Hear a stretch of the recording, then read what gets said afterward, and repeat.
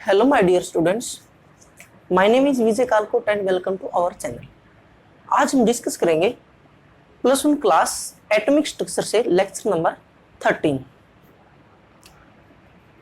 हमने quantum numbers किए, उसके बाद स्टूडेंट्स हम पहले करेंगे शेप्स ऑफ एटॉमिक ऑर्बिटल्स। आज हम शेप्स ऑफ एटॉमिक ऑर्बिटल्स के बारे में करेंगे। भाई एस ऑर्बिटल की शेप कौन सी होती है, पी की कैसे होती है और डी की कैसे होती है, यही आज डिस्कस करेंगे इसके अंदर, आज के लेक्चर के अंदर। राइट, तो चलिए देखते हैं शेप्स ऑफ एटॉमिक ऑर्बिटल में। तो आप सभी जानते हो भाई, आप भी और मैं भी, हम सभी जान गए। अब क्या है, इतने लेक्चर देखने के बाद, इतना करने के बाद हम सभी क्या है, ये बातें इजीली क्या है हम जान चुके हैं। Orbital wave function has no significance. Orbital wave function for an electron has no physical significance. It is a simple mathematical expression. ये भाई इसका कोई भी फिजिकल सिग्निफिकेंस नहीं है। किसका? जो ऑर्बिटल वेव फंक्शन है साई। किसका भी? ऑर्बिटल वेव फंक्शन साई का। ये एक सिंपल मैथमेटिकल एक्सप्रेशन है, इतना तो आप सभी जान गए हैं।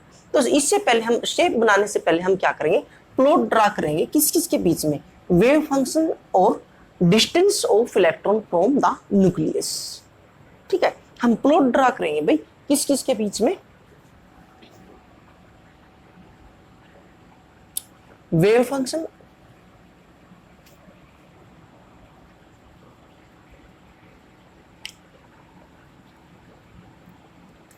And distance. देखिए स्टूडेंट्स, ये इस डिस्टेंस को मैं स्मॉल r से ले लेता हूं। ठीक है, ये डिस्टेंस कौन सी डिस्टेंस है, न्यूक्लियस से इलेक्ट्रॉन तक की डिस्टेंस। राइट, तो यहाँ पे अगर हम प्लॉट ड्रॉ करेंगे तो इस तरह से आपने 3 प्लॉट याद रखने भाई। हम यहाँ पर आपके सिलेबस में इतने ही है, हम क्या है आपने याद रखने भाई कौन से। एक हम करेंगे 1s के लिए, एक क्या करेंगे 2s के लिए, और एक करेंगे भी 2p। राइट, 1s ऑर्बिटल, ये सभी ऑर्बिटल ही है, ऑर्बिटल। राइट, यहां हम कर देंगे 2s ऑर्बिटल, और ये भी क्या है ऑर्बिटल ही। तो अगर हम इसका ग्राफ ड्रॉ करेंगे तो इस तरह से हमें दिखाई देगा। एक एक्सिस पर हम क्या लेंगे, हमने ये लिया भाई, इस एक्सिस के ऊपर हमने क्या लिया, साइन एटॉमिक ऑर्बिटल, जो वेव फंक्शन है वो ऑर्बिटल वेव फंक्शन। और इसके ऊपर हम लेंगे यहाँ पर, ये हम साइन लेंगे, यहाँ लेंगे r मीन्स डिस्टेंस। ठीक है, स्मॉल r से हम क्या ले रहे हैं, distance of the electron from the nucleus. तो यहाँ पर प्लॉट कुछ इस तरह से दिखाई देगा स्टूडेंट्स।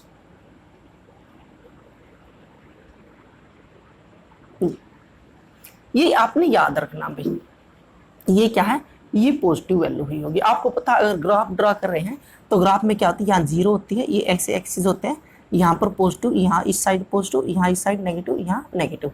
इस तरह से आपको पता ही है ग्राफ के बारे में। सेकेंड ग्राफ जो हमने, ये याद रखना भाई, आपने ये याद रखना है यहाँ पर। ठीक है, यहाँ पर n की वैल्यू क्या होगी 1 और l की वैल्यू क्या होगी 0। L की वैल्यू क्या होगी 0, आपको पता है। जैसे मैंने पहले वाले लेक्चर में बताया है, जो L होता है, L की वैल्यू क्या होती है 0, यानी कि 0 के लिए S सब सेल होगी। ठीक है, 1 के लिए P होगी, 2 के लिए D होगी, ठीक है, 3 के लिए F, ऐसे ऐसे वैल्यू होती है। ठीक है, SP यानी कि L की वैल्यू क्या होगी यहाँ पर 0 होगी। उसके बाद सेकंड ग्राफ हम देखते हैं 2s। ठीक है, s आ गया, s का मीनिंग ही क्या है भाई, ये सीधी लेनी है थोड़ी सी। ठीक है, बोर्ड है ये। ठीक है, ये साइन वेव फंक्शन, और ये क्या है r, ये क्या है r। इसको मैं थोड़ा यहाँ लिख देता हूँ भाई, यहाँ लिख देता हूँ। ठीक है, r। तो इसका ग्राफ कुछ इस तरह से हमें दिखाई दिया। किसका रहा? 2s। यहाँ पर देखो n की वैल्यू क्या होगी 2 और l की वैल्यू 0 ही होगी। s 0 के लिए, s के लिए 0 ही आएगी। तो इसका ग्राफ स्टूडेंट्स हमें इस तरह से दिखाई दिया।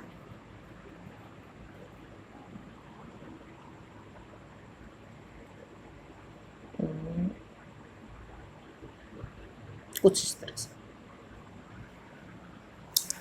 तो ये पॉजिटिव वैल्यू और ये नेगेटिव आ गई। और जो ये जहां पर ये इस एक्सिस को काट रहा है इसको हम कहेंगे नोड। ये याद रखना भी आपने, इसको हम कहेंगे नोड, राइट। उसके बाद हम क्या है 2p का ग्राफ देखेंगे। इसका ग्राफ किस तरह से बनेगा? ये वही है, ये साई और ये क्या है r डिस्टेंस। तो इसका ग्राफ स्टूडेंट्स कुछ इस तरह से दिखाई दे, कुछ इस तरह से, ठीक है। ये आगे जाके चलो थोड़ा छोटा करते हैं, ये इस तरह से, ठीक है। ये हमें इस तरह से दिखाई दे। यहाँ पर n की वैल्यू 2, देखो n की वैल्यू 2 कैसे है? ये 2 लगे, ये फर्स्ट है, n की फर्स्ट सेल है, प्रिंसिपल क्वांटम नंबर फर्स्ट, ठीक है। ये 2 है तो n की वैल्यू 2 होगी, यहाँ भी 2 है तो n की वैल्यू 2 ही होगी। और p के लिए l की वैल्यू क्या होती है? l की वैल्यू 1 होगी, ठीक है। तो ये आपने याद रखना, यहाँ भी पॉजिटिव है और यहाँ पर नेगेटिव। तो इन 3 ग्राफ से ये आपने ग्राफ याद रखने स्टूडेंट्स, किस किस के हैं? s और p के। तो यहाँ पर आपने देखना स्टूडेंट्स, इसमें जैसे जैसे हम न्यूक्लियस से दूर जाते हैं, इनकी डिस्टेंस इंक्रीज होती जाती है, तो हमारी क्या है ये वैल्यू डिक्रीज होती जा रही है। डिक्रीज यानी कि probability of finding the electron. Probability तो नहीं कहेंगे हम, अभी वेव फंक्शन ही कहेंगे। ये क्या है वेव फंक्शन? ये क्या भाई एक ऑर्बिटल वेव फंक्शन है, ठीक है। ऑर्बिटल वेव फंक्शन है और ये किसके होता है? कोऑर्डिनेट यानी कि एक्स एक्सिस और वाई एक्सिस के अकॉर्डिंग होता है या फिर जेड एक्सिस के अकॉर्डिंग। यहाँ पर सेकंड में क्या होगा? अगर हम क्या डिस्टेंस हमारी क्या है इंक्रीज होती जा रही है, किससे? न्यूक्लियस से। अगर दूर होता जा रहा है इलेक्ट्रॉन तो वहां पर क्या होती जा रही है? एक बार नेगेटिव आ गई, उसके बाद क्या है फिर ये कम ही होती जा रही है, इसकी क्या है पॉसिबिलिटी कम ही होती जा रही है। उसके बाद क्या है पी में क्या करोगे आप? पी ऑर्बिटल में पहले इंक्रीज होगी, फिर मैक्सिमम लेवल तक जाएगी और फिर क्या डिक्रीज होती जाएगी। यानी कि डिस्टेंस जब भी इंक्रीज होगी, कहाँ से? न्यूक्लियस से और किसकी? इलेक्ट्रॉन की। तो ऑर्बिटल की क्या है वहां पर कम ही होगी, वेव फंक्शन कम ही होगा वहां पर। तो ये तीनों ग्राफ आपने याद रखने हैं, किसके? Wave function versus distance.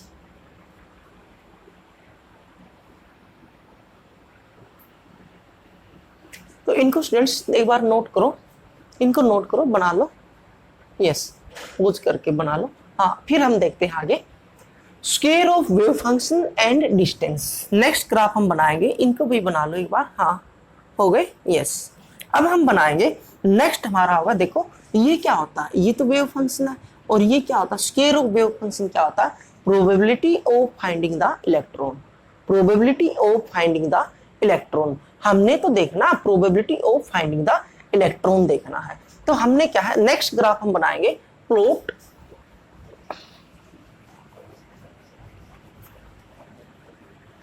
ये कुछ ग्राफ है भाई, ये याद रखने हैं आपने।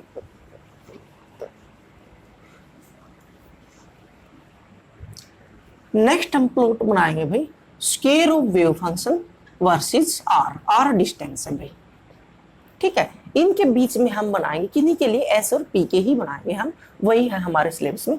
तो यहाँ पर क्या होगा?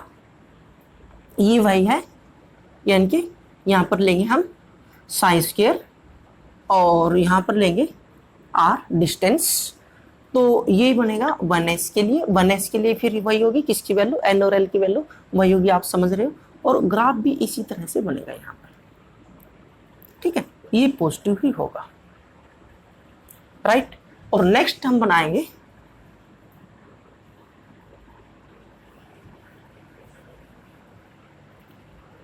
टू एस के लिए,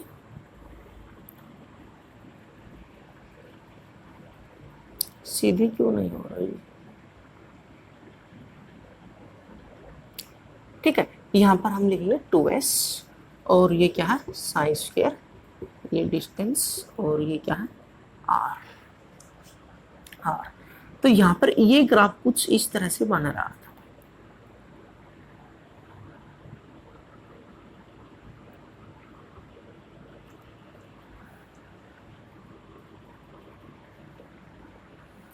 ठीक है, तो ये ग्राफ क्या है कुछ इस तरह से हमारा आ रहा है। तो यहाँ पर ये क्या है, यहाँ पर जहां पर probability of finding the electron, ये क्या है साइन स्क्वायर 0 हो जाएगा, उसको हम कहेंगे नोड। ठीक है, नोड कहेंगे या फिर नोडल जोन भी कह सकते हैं, या फिर हम क्या कहेंगे और नोडल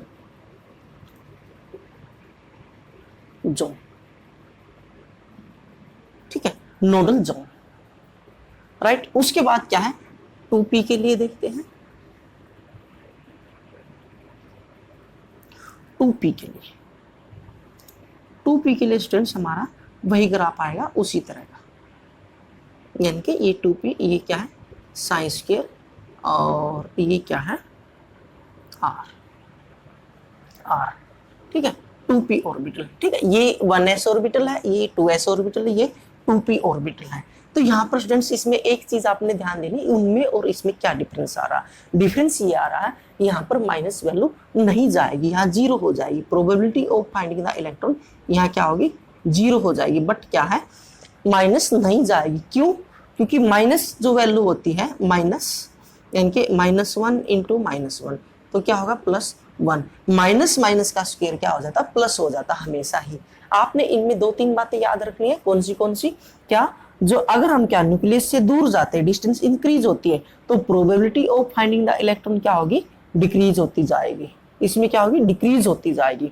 उसके बाद सेकंड केस में क्या होगी 2s में डिक्रीज होगी। एक क्या आ जाएगा ऐसी स्टेज आ जाएगी, ऐसा रीजन आ जाएगा जहां पर क्या है probability of finding the electron is 0। क्या है भाई बिल्कुल ही 0 है, और उसको हम क्या कहेंगे नोड, राइट। उसके बाद p के केस में क्या होगा, पहले इंक्रीज होगी, फिर क्या है डिक्रीज होती जाएगी। ठीक है, फिर डिक्रीज होगी। जैसे जैसे डिस्टेंस इंक्रीज होगी तो क्या probability of finding the electron decrease होगी। अच्छा, इसमें एक बात और याद रखनी, एनर्जी की बात और याद रखनी भी। एनर्जी क्या है 1s की कम होगी। ठीक है, किसकी कंपैरिजन में 2s की कंपैरिजन में। जैसे जैसे हम न्यूक्लियस से दूर जाते जाएंगे तो एनर्जी उनकी इंक्रीज होती जाएगी। ठीक है, वैसे भी मैंने आपको पहले भी बताया, पहले वाले लेक्चर अगर आपने सही से देखे तो आप समझ ही जाओगे। जैसे जैसे हम न्यूक्लियस से दूर होते जाते हैं तो वो क्या इन्फिनिटी पे जाके क्या होती है 0 होती है, और इस साइड में माइनस की वैल्यू इंक्रीज होती जाती है। माइनस की जितनी इंक्रीज होगी उतनी ही कम होती है, राइट, उतनी ही कम होती है। यहाँ से कॉन्सेप्ट समझो भाई, ये मैं पहले बता चुका हूँ। यहाँ से अगर इस साइड जाएंगे तो क्या एनर्जी लेवल इंक्रीज होता जाएगा न्यूक्लियस से क्या इंफिनिटी की तरफ। तो इसमें भी यही बात है, इसमें एनर्जी लेवल क्या है इंक्रीज होता जाएगा। फिर इसमें p में भी क्या होगा इंक्रीज होता जाएगा। यहाँ पर 2p, ठीक है, उससे फिर कम ज्यादा होगा 3p, ठीक है, उससे ज्यादा होगा 4p।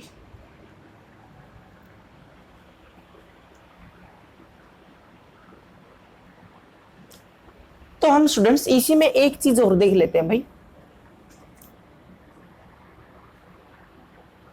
इसी में हम एक चीज और देख लेते हैं भाई, एक डायग्राम, और इनको बना लो भाई, इनको नोट कर लो।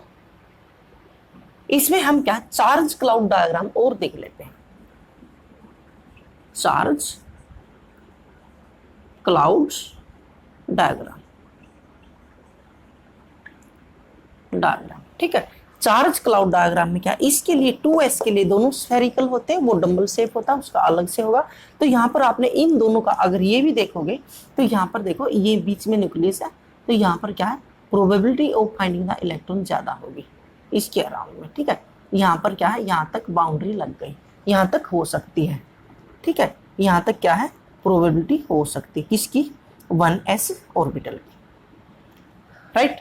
उसके बाद क्या है 2s में क्या होगा, 2s में ये न्यूक्लियस है। ठीक है, तो यहाँ पर क्या है, यहाँ पर है इसकी प्रोबेबिलिटी फाइंडिंग द इलेक्ट्रॉन। उसके बाद 0 हो जाएगी, बिल्कुल ही 0 हो जाएगी। ठीक है, फिर क्या है फिर नेक्स्ट आएगी यहाँ पर, क्योंकि यहाँ पर इस रीजन के ऊपर 0 हो गई तो इसलिए हम इसको खाली छोड़ देंगे। ठीक है, ये प्रोबेबिलिटी है भाई, फिक्स नहीं है, ये ध्यान दो, ये फिक्स नहीं है। ठीक है, और उसके बाद क्या है ये कुछ यहाँ पर क्या है ज्यादा होगी, यहाँ पर ज्यादा होगी प्रोबेबिलिटी, और फिर बीच में इंक्रीज होगी फिर डिक्रीज हो जाएगी, ठीक है। और ये हम क्या है, ये बाउंड्री हो गई, मतलब मैक्सिमम यहाँ तक क्या है हो सकता है, यहाँ तक हो सकता है। तो इस तरह से आप क्या है, ये क्या है 1s और ये क्या है 2p, इसमें क्या है आप चार्ज क्लाउड्स डायग्राम भी बना सकते हो दोनों का, ठीक है। उसका नहीं बनेगा, उसका क्या होगा डंबल शेप होगा, उसके आगे हम क्या है शेप हम डिस्कस करते हैं, पहले ये डायग्राम बनाओ, इनको नोट कर लो भाई, राइट, इनको नोट करो आराम से। अब आ जाते हैं इसके बाद शेप्स ऑफ एटॉमिक ऑर्बिटल, इनके बाद हम करेंगे shapes of atomic orbital.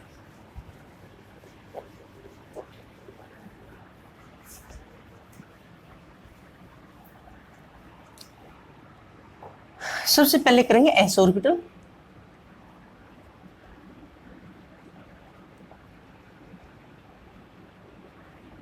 S orbitals, right. S orbital में क्या एस स्मॉल होगा भाई, ठीक है, इसको हम ऐसे लिखेंगे एस ऑर्बिटल। एस ऑर्बिटल के लिए आपको पता है एल की वैल्यू 0 होती है और उसके बाद क्या है एम एल की वैल्यू भी 0 ही होगी, ठीक है। एजीमुथल क्वांटम नंबर और magnetic quantum number, magnetic orbital quantum number बोलते हैं वैसे इसको, इन दोनों की वैल्यू यहाँ पर 0 होगी। तो यहाँ पर स्टूडेंट्स आपने देखना भाई इसका शेप साइज और क्या है नोडल रीजन हम देखेंगे इसके अंदर। तो यहाँ पर क्या होगी यूनिडायरेक्शनल होगी भाई, कोई भी डायरेक्शन नहीं होगी, पर्टिकुलर डायरेक्शन नहीं होगा, न्यूक्लियस के ऊपर ही क्या है इसकी, न्यूक्लियस के अराउंड ही क्या है प्रोबेबिलिटी सबसे ज्यादा होगी, एक डायरेक्शन नहीं होगी, स्फेरिकल शेप होगी इसकी, ठीक है। तो यहाँ पर हम लिखेंगे शेप स्फेरिकल, ठीक है, स्फेरिकल। पहले हम किसके लिए बनाएंगे, यहाँ पर हम दो बनाएंगे 1s एंड 2s, दोनों की बनाएंगे, ठीक है, 1s एंड 2s। तो यहाँ पर 1s के लिए क्या बनेगी, बहुत सिंपल बनेगी, सीधी सी, ये न्यूक्लियस है और ये क्या है यहाँ पर इस तरह से,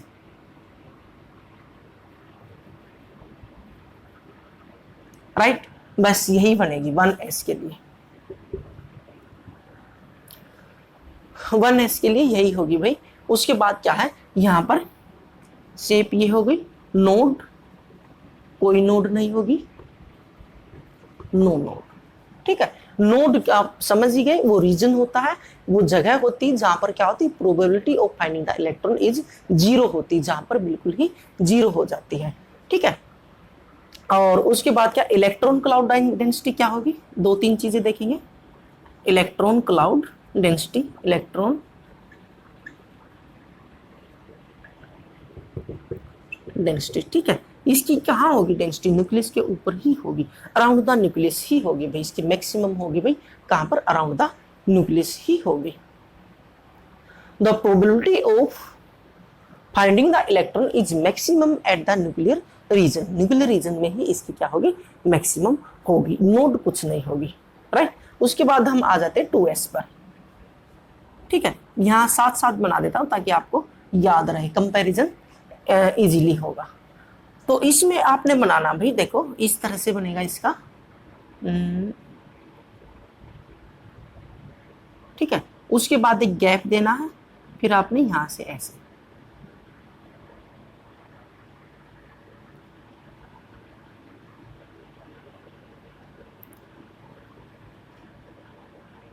ठीक है, फिक्स्ड लाइन नहीं होगी, आप समझ ही गए, फिक्स्ड लाइन नहीं होती, यहाँ पर प्रोबेबिलिटी होती है भाई, यहाँ भी मिल सकता है, यहाँ भी मिल सकता है, यहाँ भी मिल सकता है, और इसमें भी यहाँ भी मिल सकता है। तो यहाँ ये होगा 2s ऑर्बिटल, ठीक है, 2s orbital.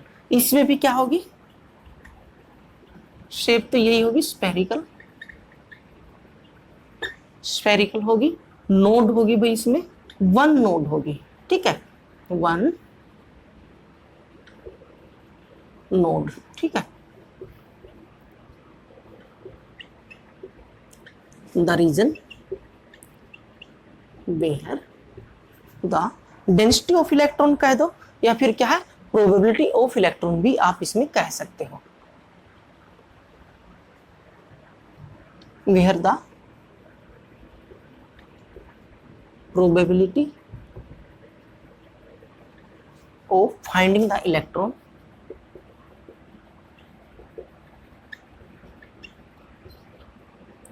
Is practically zero,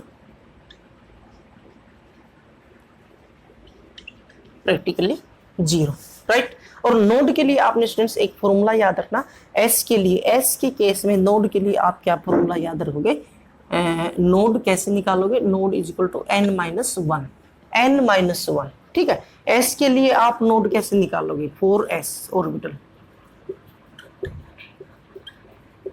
4s orbital, ठीक है। नोड कैसे, किस फॉर्मूले से डिटरमाइन करोगे, n माइनस वन। अब देखो फर्स्ट 1s, 1s में क्या, n की वैल्यू 1 है, माइनस 1 0, ठीक है। अब कौन सा आ गया, ये क्या है 1s, अब ये क्या है 2s, 2s में क्या, n की वैल्यू 2 माइनस 1 यानी कि 1। अब 3s में क्या होगी, आप समझ गए, 3 माइनस 1 यानी कि कितनी होगी, 2 नोड होगी, ठीक है। 4s में कितनी होगी, 3 नोड। ये फॉर्मूला आपने याद रखना, किसके लिए, नोड निकालने के लिए, किसकी, s की, एस ऑर्बिटल की नोड निकालने के लिए ये आपने फॉर्मूला लगाना। उसके बाद क्या, एनर्जी लेवल क्या होगा, एनर्जी लेवल इंक्रीज होगा, मैंने पहले भी बताया भाई, एनर्जी क्या होगी, 1s की कम होगी, फिर क्या है 2s की ज्यादा होगी, फिर क्या है 3s की उससे ज्यादा होगी, फिर 4s की, एंड सो ऑन। इस तरह से आप ये इंक्रीज होता रहेगा। तो आपने ये दोनों शेप बनानी एस की, यानी कि वन, ये किसकी है 1s की, और ये किसकी है 2s ऑर्बिटल की, 2s ऑर्बिटल की। इसको नोट करो, फिर हम किसकी बनाते हैं, पी की बनाते हैं, पी की बना रहे हैं, फिर इसको नोट कर लो जल्दी। नेक्स्ट करते हैं हम P orbital, P orbital.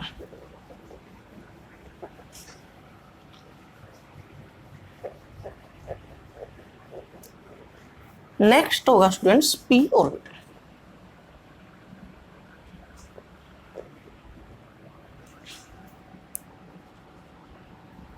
P orbital, right. यहां पर क्या, पी ऑर्बिटल के लिए एल की वैल्यू क्या होगी 1, और M L magnetic quantum number की वैल्यू हो जाएगी -1 0 +1, यानी कि 3 बनेंगे भाई, 3 ऑर्बिटल होंगे, और इनका नाम दे दिया जाएगा कौन सा, पी एक्स, पी वाई और पी जेड, पी जेड, ठीक है स्टूडेंट्स। और इनकी शेप क्या होगी भाई, डंबल शेप होगी। हम सारे बना देंगे एक साथ शेप्स,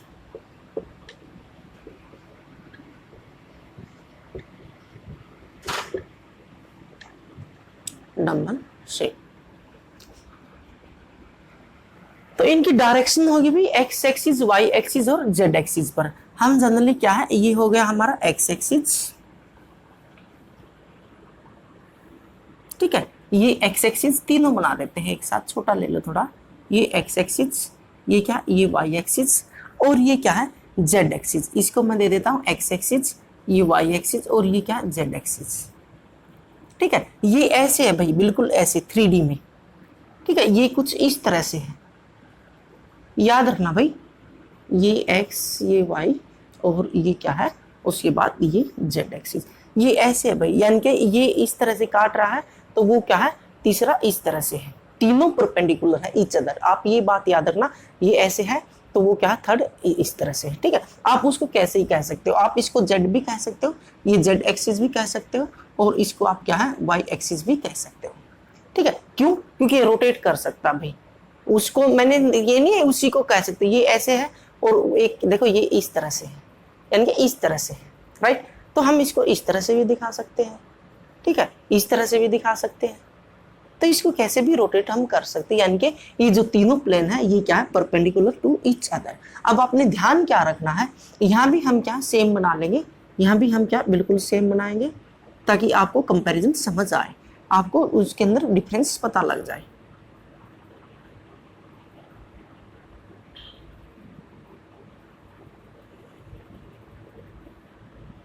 ठीक है, इसका नाम मैं दे रहा हूं x, और इसको दे रहे हम z, और इसको चलो y दे देते हैं, ठीक है। यहां भी सेम बना,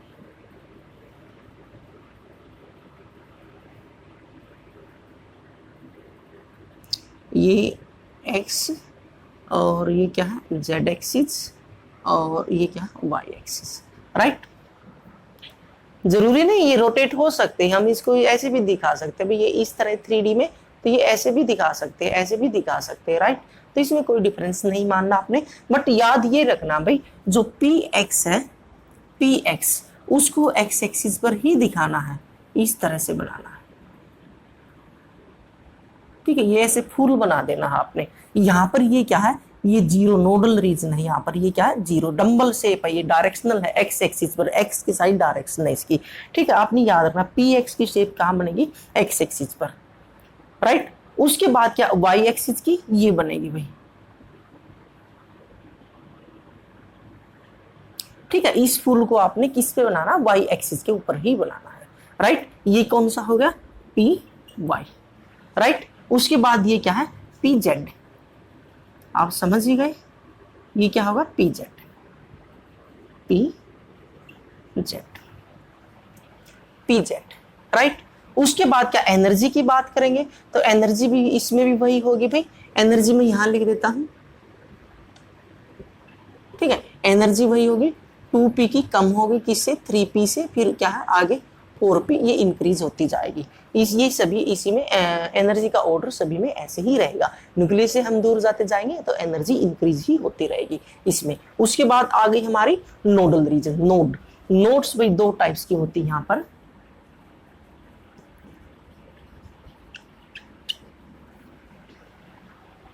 nodes, radial nodes and angular nodes. ठीक है, यही लिख देता हूं मैं। फर्स्ट होगी भाई रेडियल नोड्स, रेडियल नोड, ठीक है। सेकंड होगी एंगुलर नोड। ये समझ आ जाएगा, मुश्किल नहीं है, ये आपने बस निकालने हैं। एंगुलर नोड, नोडल प्लेन भी कह सकते हैं इसको, नोडल प्लेन्स, नोडल प्लेन भी कह सकते हैं। ये दोनों मैं बता रहा हूं। रेडियल नोड्स के लिए आपने एक फॉर्मूला याद रखना, कौन सा, n-2। s के लिए आपने क्या किया था, n-1, p के लिए n-2, राइट, n-2। वहां पर n-1 कर रहे थे, यहां पर n-2 करना है, ठीक है। और क्या है, इसको ऐसे भी कह देते हैं बट उसमें कंफ्यूज हो जाएगा, n-l-1, ठीक है। ये भी वही है, वहां पर इसका इसकी l की वैल्यू n-1 होती, फिर ये 1 हो जाएगा, तो ये भी हो जाएगी। बट आप क्या है, ये एक फॉर्मूला याद रखो, यही याद रखो, n-2। अब n की वैल्यू देखो, यहाँ पर क्या है, 2p होता है भाई, ठीक है, 2p से स्टार्ट होता है। अगर n की वैल्यू क्या है, 2, 2p के लिए क्या होगी, 2p, उसके लिए क्या होगी, 0, ठीक है। n की वैल्यू 2, n की वैल्यू 2 होगी, 2 - 2 2 हो गई, ठीक है। 3p के लिए क्या होगी, 1, 4p के लिए क्या होगी, 2, आप समझ ही गए, ठीक है। ये इस तरह से आपने क्या है, इस फॉर्मूले से निकाल लेनी है, कौन सी, रेडियल नोड। ये रेडियल नोड है भाई, ये इसका फॉर्मूला क्या होगा, n-2, राइट। अब मैं बताता हूं आपको कौन सी, एंगुलर नोड या फिर क्या, नोडल प्लेन्स। इसकी वैल्यू l के इक्वल होती है भाई, ठीक है। इसकी वैल्यू किसके इक्वल होती है, l के equal to value of l,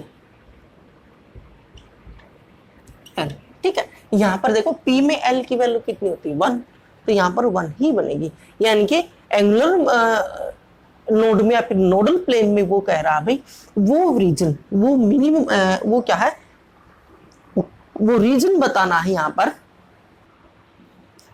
देखो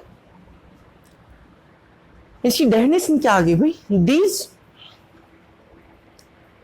represent the planes, these represents the planes passing through the nucleus where probability of finding the electron is 0। भी वो प्लेन बताना है कहां से पास कर दे जहां पर प्रोबेबिलिटी क्या है, 0 होती है भाई, फाइंडिंग द इलेक्ट्रॉन न्यूक्लियस के। तो यहां पर देखो इसमें से एक प्लेन पास कर सकते हैं ऐसे, बिल्कुल ऐसे, इसको आप मानो, इसको हम ऐसे पास कर सकते हैं एक प्लेन इस तरह से, तो इसकी वैल्यू क्या होगी, 1 ही होगी, इसमें से एक, ठीक है। इसके ऊपर किस तरह से एक प्लेन हम इस तरह से पास कर सकते हैं, ठीक है, बिल्कुल इस तरह से ये, और इसमें किस तरह से, इस तरह से हम, ये रीजन है जो यहां से, ठीक है, यहां से ये रीजन, इसके आर पार हम क्या एक प्लेन पास कर सकते हैं यहाँ पर, और उसमें क्या इस तरह से, ठीक है। तो बुक में कुछ इस तरह से बना देता वो, यहाँ पे बनेगा नहीं, कैसे बनेगा, यहाँ पर इस तरह से बना देता भाई, और इसको ऊपर दिखा देता, इसको नीचे। हम क्या, अगर ये एक प्लेन है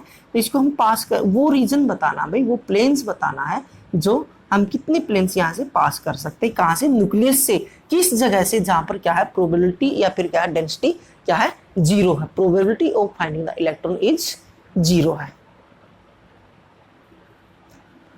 तो ये आपने इसके अंदर ये बताना, इसमें भी इस तरह से वन एक प्लेन पास हो सकता है, इसमें इस तरह से और इसमें इस तरह से, बस ठीक है। ओरिएंटेशन तो इसमें एंगुलर की वैल्यू क्या होगी, एल के इक्वल होगी, और एल की वैल्यू कितनी यहाँ पर 1, तो यहाँ पर क्या होगा 1 ही होगी, इसकी वैल्यू एंगुलर नोड 1 होगी। रेडियल नोड क्या होगी यहाँ पर आप समझ गए, रेडियल नोड क्या होगी n-2, उसके लिए 2p के लिए 0, इसके लिए 1, इसके लिए 2 होगी। इस तरह से क्या है इनकी नोड होगी। तो इसको एक बार इनको बना लो और ये सारी बातें लिख लो भी। एनर्जी क्या इंक्रीज होगी, आपने बातें लिखनी है, एनर्जी, शेप, नोड और एनर्जी, राइट। ये दोनों तीनों बातें आपने लिखनी, नोट करो भाई इसको। फिर हम क्या है डी ऑर्बिटल्स के लिए बनाते हैं। तो चलिए अब हम बनाते हैं डी ऑर्बिटल्स, शेप बनाते हैं भाई, हो गया नोट, डी ऑर्बिटल की शेप बनाते हैं।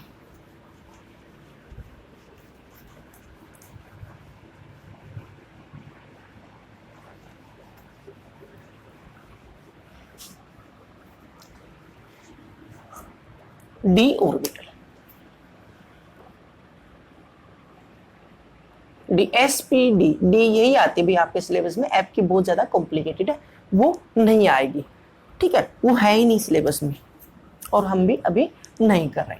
तो यहाँ पर देखो डी की, डी में एल की वैल्यू क्या होती है स्टूडेंट्स, एल की वैल्यू होगी 2, ठीक है, एम एल की वैल्यू होगी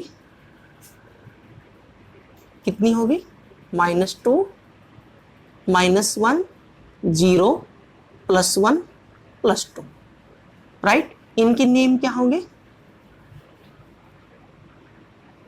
D X Y, D Y Z, D Z X, D X square minus Y square और डी जेड स्क्र। यानी कि आपको पता है ये सब सेल है और ये ऑर्बिटल है। डी में क्या होता है, डी सब सेल होते हैं, उसमें 5 ऑर्बिटल होते हैं, आप सभी को पता है, पहले आप अगर देख चुके हो तो आपको पता है, नहीं तो आप क्या है लेक्चर नंबर 12 आप देख लीजिए। तो यहाँ पर क्या है एल की वैल्यू क्या होगी, सॉरी ऑर्बिटल कितने होंगे 5 होंगे, ठीक है। एक ऑर्बिटल में 2 इलेक्ट्रॉन यानी कि D10 होता है, डी के अंदर डी सब सेल होते हैं, उसके अंदर 10 इलेक्ट्रॉन होते हैं और उसी को हम डी ब्लॉक कह देते हैं। आगे करेंगे नेक्स्ट यूनिट के अंदर हम ये बातें सारी। तो यहाँ पर स्टूडेंट्स आपने एक ध्यान रखना भाई, डबल डम्बल शेप वो बनेगी, यहाँ पर शेप कैसी बनेगी, यहाँ पर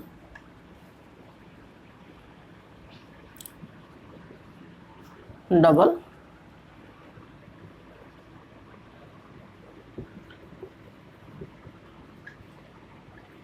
डम्बल शेप, ठीक है, डबल डम्बल बनेंगे भाई, ठीक है, 2 डम्बल बनेंगे, बट वो डम्बल आपने देखने किस तरह से बनेंगे। तो हम ये ले लेते हैं यहाँ पर, ये ऐसे ले लेते हैं, ठीक है, ये एक क्या है एक्स एक्सिस और एक वाई एक्सिस, और ये हम ले लेते हैं यहाँ पर जेड एक्सिस, राइट। इसको मान लेता हूँ एक्स एक्सिस, इसको वाई एक्सिस और इसको जेड एक्सिस, ठीक है। तो स्टूडेंट्स आपने ध्यान रखना भाई, इसमें बहुत अच्छे से ध्यान रखना, अगर हम किसकी शेप बना रहे हैं, डी एक्स और वाई की बना रहे हैं, ठीक है। तो हम डी किसकी बना रहे हैं, डी एक्स और वाई की। तो आपने एक्स और वाई के ऊपर नहीं बनाने हैं ये फूल से, ये कहाँ बनाने हैं, ये यहाँ पर एक्स और वाई के बीच में बनाने हैं भाई, ठीक है, एक्स और वाई के बीच में डबल डम्बल शेप दिखाने आपने, यानी कि एक तो ये दिखा देना है, ठीक है, और ये वाला देखो एक बन गया तो बन गया एक्स और वाई के बीच में, यानी कि ये एक्स एक्सिस है, राइट, ये एक्स एक्सिस है और ठीक है ये वाई एक्सिस है। तो इन दोनों के बीच में बनाने डबल डंबल बनाने, एक डंबल यहाँ बन गया और दूसरा डंबल कहाँ बनेगा, यहाँ बनेगा इनके बीच में, तो दूसरा डंबल हम यहाँ बना देंगे, ठीक है। दूसरा डंबल आपने ऐसे जेड के ऊपर आ रहा तो आने दो, आपके उससे कुछ लेना देना नहीं, क्योंकि वो इसके ऊपर नहीं, वो इस तरह से है, ठीक है, मैंने आपको बताया था, यानी कि अगर ये इस तरह से एक्सिस है तो वो क्या है, ऐसे 3D में है, हम दिखा नहीं सकते, वो इसके ऊपर नहीं होता, उसको आने दो। बट आपने ये ध्यान रखना है, जो एक्स वाई के अंदर आपने एक्स और वाई के बीच में दिखाने हैं, राइट। कहाँ दिखाओगे, एक्स और वाई के बीच में। नेक्स्ट देखते हैं हम, ये हम हो गया हमारा एक्स और वाई, इसको एक ही शेप में बनाओ, ठीक है। ये हो गया एक्स, ये वाई और ये जेड एक्सिस। नेक्स्ट किसकी बनानी, डी, ये बनाएंगे डी वाई जेड, ठीक है। वाई और जेड को पकड़ लो, उनके बीच में बनाना आपने दोनों, ठीक है। कौन सा है,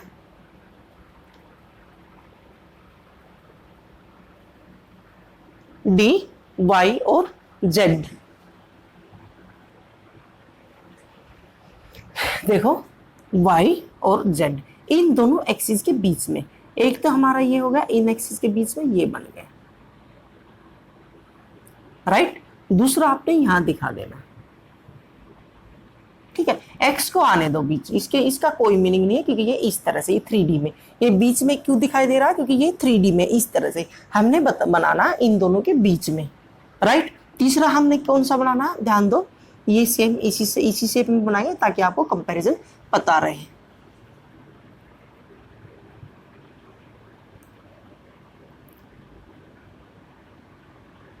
राइट। ये एक्स, ये वाई, और ये हम ले रहे हैं ये एक्स एक्सिस, ये वाई एक्सिस, और ये हम ले रहे हैं जेड एक्सिस, ठीक है। ये जेड एक्सिस है। तो नेक्स्ट देखो, D X Y, D Y Z, और नेक्स्ट क्या आएगा, डी जेड एक्स, जेड और एक्स, ये जेड एक्सिस और ये क्या, एक्स एक्सिस, इन दोनों के बीच में बनेगा, ठीक है। इन दोनों के बीच में, इसके और इसके बीच में, एक तो ये बन गया, डबल डंबल शेप बनाने हैं, और सेकंड कौन सा बनेगा, ये वाला यहां से, ठीक है। वाई पर आने दो, वाई का कोई मीनिंग नहीं यहाँ पर। तो इस तरह से आपने क्या है, इसकी शेप बना देनी है, तीनों की शेप आपको बनानी आनी चाहिए, राइट। फिर मैं फोर्थ की बना रहा, ठीक है। इसकी हो गई, इसकी हो गई, इसकी हो गई, ठीक है। एक्स वाई, ध्यान क्या रखना, एक्स वाई के बीच में, वाई जेड के बीच में, और क्या, जेड एक्स किसके बीच में, जेड और एक्सिस के बीच में। इस तरह से आपने इनकी शेप बना देनी है, ठीक है। नेक्स्ट अब हम बनाते हैं भाई D X square minus Y square. इनकी इसको मैं रब कर देता हूँ, इसको मैं कर लिया नोट, यस, पोज करके कर लेना भाई।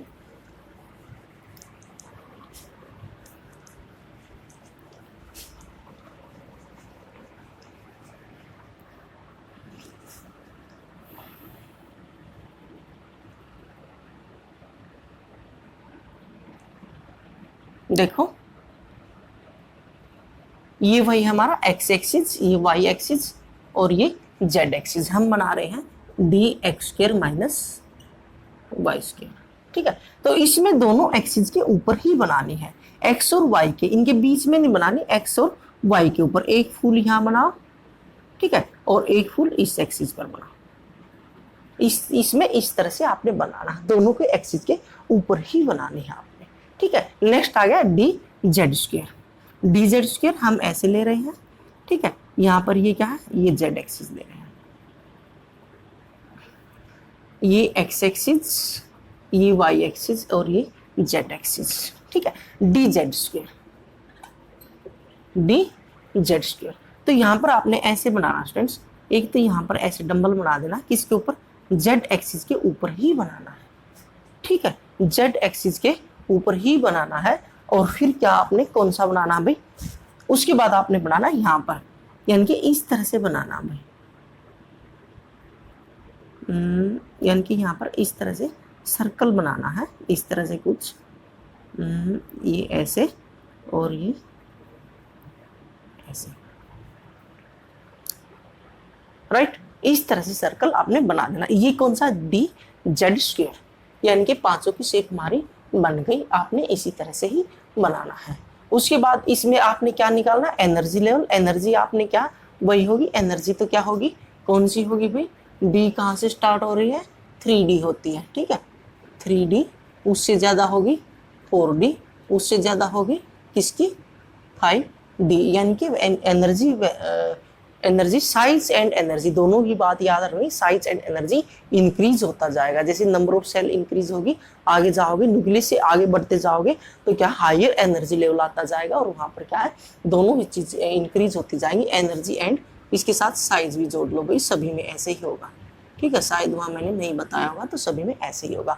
ठीक है, तो 3D का कम होगा साइज एंड एनर्जी, उससे ज्यादा 4D की, फिर क्या 5D की। राइट, उससे आगे हम क्या है नोड, नोड्स काउंट करेंगे। नोड के लिए आपने क्या करना है नोड्स। ठीक है, नोड्स वही दो टाइप्स की, रेडियल और angular. Radial node, radial node के लिए फॉर्मूला वही होगा स्टूडेंट्स, n-l-1। ठीक है, n की वैल्यू क्या होगी देखो 3, l की वैल्यू कितनी होगी 2, ठीक है, माइनस कितना हो गया 1, ये तो 0 हो गई। ठीक है, 3D के लिए क्या होगी 0, किसके लिए 3D के लिए। 4D के लिए देखते हैं, 4 इसकी वैल्यू कितनी होगी 4, D की वैल्यू तो वही रहेगी भाई, D की क्या होगी 2 होगी, यहाँ पर फिर क्या होगा 1, ये कितनी होगी 1 हो गई। ठीक है, 5D के लिए कितनी होगी 2 हो जाएगी, ये किसके लिए होगी 4D। ठीक है, 5D के लिए क्या हो जाएगी 2। ठीक है, दोनों में यही फॉर्मूला होता है n-l-1। ठीक है, सीधा शॉर्टकट फॉर्मूला लेना तो क्या होगा n-3। ठीक है, n-1 s के लिए, n-2 p के लिए, n-3 d के लिए। ठीक है, अब n की वैल्यू 3 है, उसमें से 3 गया 0, इसकी वैल्यू n की वैल्यू 4 है, 3 गया 1, इसकी वैल्यू 5 है, 3 गया कितना 2। तो इस तरह से यानी कि ये भी एक फॉर्मूला, ये भी ले सकते हो और ये भी ले सकते हो, आप ये भी ले सकते हो। राइट, उसके बाद क्या है, क्या बता रहा मैं, उसके बाद कौन सा आएगा रेडियल नोड और एंगुलर नोड आएगा। नेक्स्ट कौन सा आएगा, इसको मैं थोड़ा यहां लिख देता हूं, एंगुलर नोड। ठीक है, इसकी वैल्यू होती है l की वैल्यू के इक्वल। ठीक है भाई, किसके इक्वल होती है l की वैल्यू, l की वैल्यू क्या है यहाँ पर 2, तो यहाँ पर क्या होगी 2 होगी भाई, एंगुलर नोड 2 होगी। देखो ध्यान दो, दो रीजन अभी, दो डंबल बन रहे यानी कि दो फूल बन रहे। ये देखो, एक तो आप प्लेन ऐसे पास कर सकते हो और सेकंड प्लेन उसी टाइम में यहाँ से पास कर सकते हो, तो 2 होंगे। रेडियल प्लेन क्या कहो, एंगुलर प्लेन का आप क्या कहोगे 2 कहोगे, यहाँ पर 2 होंगे, दोनों में सभी में 2 होंगे। ठीक है, इसमें क्या होगा d ऑर्बिटल में एंगुलर नोड 2 होगा, रेडियल नोड ये होगा भाई, इसके लिए अलग अलग होगा, 2D के लिए अलग होगा, 3D के लिए अलग होगा, सॉरी 2D तो होता है नहीं, 3D के लिए अलग होगा, 4D के लिए अलग होगा। इस तरह से आपने ये क्या है दोनों आइडेंटिफाई कर लेने हैं। इसकी वैल्यू आप समझो एंगुलर प्लेन नोड की वैल्यू सीधी होती है, l की वैल्यू के इक्वल होती है। ठीक है, उसके बाद क्या है रेडियल नोड के लिए होती है n-l-1, n-l-1। ठीक है, या फिर ऐसे याद रख लो। ठीक है, किस तरह से n-1 s के लिए, n-1 2 p के लिए, n-3 किसके लिए d के लिए, और n-4 f के लिए आ जाएगा, जो कि हमें अभी नहीं करना। तो ये आपने ये याद रखना भी, 2 प्लेन होंगे, एक प्लेन यहाँ से इस यानी कि ये पुल होगा यहाँ से, और ये क्या इसमें से, दोनों में से पास हो जाएंगे। ठीक है, तो यही था स्टूडेंट्स आज का लेक्चर। हमने क्या है शेप ऑफ ऑर्बिटल डिस्कस किए, यही थे आपके चैप्टर के अंदर। इसके आगे हम क्या है मैं आपको इलेक्ट्रॉनिक कॉन्फ़िगरेशन सिखाऊंगा इससे नेक्स्ट लेक्चर में, और शायद वो लास्ट लेक्चर लाएंगे। उसके बाद क्या है इस यूनिट को फिनिश करेंगे। तब तक क्या है इसको देखते रहिए, इसको कीजिए, इनको नोट कीजिए, इसको ऐसे करके हाँ पोज करके ले लेना, इसकी पिक्चर ले लेना और इनको कीजिए स्टूडेंट्स, और लर्न कीजिए, याद कीजिए। लर्न कह रहा मैं, याद नहीं करना, लर्न करना, लर्न करना सीखना है, यानी कि कैसे पढ़ते कैसे काम करते आपने लर्न करना होता है। ठीक है, याद नहीं करना होता। ठीक है, लर्न का मीनिंग होता है सीखना, पढ़ना लिखना सीखना आपने, और आपने बनाने सीखने आपने ये करना है। और आप क्या पढ़ाई कीजिए और चैनल को सब्सक्राइब लाइक और शेयर करना। Thank you.